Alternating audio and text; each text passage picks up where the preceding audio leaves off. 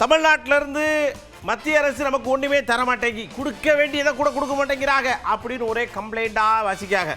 அவங்க அங்கேருந்து ஒரு 10-15 பேரை அனுப்பி விட்டு 1.5 லட்சம் கோடி கொடுத்தோம், 1.5 லட்சம் கோடி கொடுத்தோம், 5 லட்சம் கோடி கொடுத்தோம், அவாட்டுக்கு ஏதாவது சொல்லிக்கிட்டே இருக்காங்க. வந்துச்சா வரலையா, கொடுத்தாங்களா கொடுக்கலையா, என்ன நடக்கு ஏதாவது உங்களுக்கு தெரியுமா சொல்லுங்கன்னா கடகடன்னு சொல்கிறாங்க பதில. மத்திய அரசு கண்டிப்பா நிதி தந்துட்டு தான் இருக்காங்க. அது மாநில அரசு மூடி மறைச்சிடுறாங்க. இப்ப பிரதிபலிக்காது அவங்க சொல்றதுமே. இதெல்லாம் எதிரொலிக்காதீங்க மக்களுக்கு. அந்த இதெல்லாம் அந்த அளவுக்கு எதிரொலிக்காது. ஏன் அப்படின்னா மத்திய அரசு நிதி கொடுக்குறாங்க, ஆனா மாநில அரசு வந்து அது ஃபுல்லாவே மூடி மறைச்சிருது. நல்லா படித்தவங்க மத்தியில் அது கரெக்டாக கேட்டிங்கன்னா அவங்களுக்கு எதிரொலிக்கும். ஆனால் பாரதிய ஜனதா நிதி கொடுக்குது. இது வந்து தேர்தலில் எதிரொலிக்கும்னா சொல்ல முடியாதுங்க. என்ன உள்ளூர் பிரச்சனை என்னவோ அதை எங்களுக்கு யார் தீர்த்து வைக்கிறாங்களோ அவங்களுக்கு நாங்கள் ஓட்டு போடுவோம். அவ்வளோ பாதிக்கும், நிச்சயமாக பாதிக்காது. கை பொண்ணுக்கு கண்ணாடி தேவையா அப்படிங்கிற மாதிரி இந்த செய்திங்கிறது எல்லா பாமர மக்களுக்கு கூட தெரிஞ்ச ஒன்று.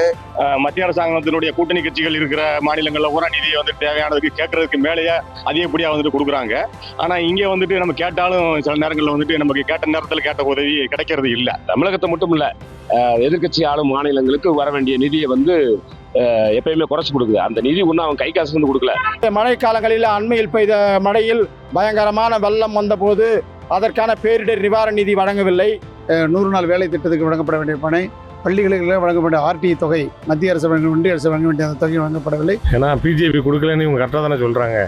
ஏன்னா கொடுத்துருந்தா இவங்க கண்டிப்பாக செஞ்சுருப்பாங்க, நிதி கண்டிப்பாக இவங்க கொடுத்துருப்பாங்க, மக்கள் கொடுத்துருப்பாங்க. மத்திய அரசு வந்து உண்மையிலே நிதி வந்தால் நல்லது. தமிழ்நாட்டுக்கு பல வேலைகள் வந்து நடக்காமல் கிடக்கு, அந்த திட்டங்கள்லாம் நடக்கலாம். இது வந்து எலெக்ஷன்ல வந்து பாத்தீங்கன்னா கண்டிப்பா எதிரொலிக்கும். ஏன்னா மக்கள் வந்து எல்லாம் பார்த்துட்டு தான் இருக்காங்க. மொத்தத்தில் மக்களை பொறுத்த வரைக்கும் விலைவாசி உயர்வு, தங்களுடைய பாதுகாப்புக்கான கேள்விக்குறி, இதுதான் அங்கே தேர்தலில் எதிரொலிக்குமே தவிர வேறு எதுவும் எதிரொலிக்காது. இந்த தேர்தலில் என்ன எதிரொலிக்குன்னு கேட்டால் எந்த வேட்பாளர் யாருக்கு எவ்வளோ ரூபா கொடுப்பாங்க அப்படிங்கிறத வச்சு தான் மக்கள் இருக்கிறாங்க.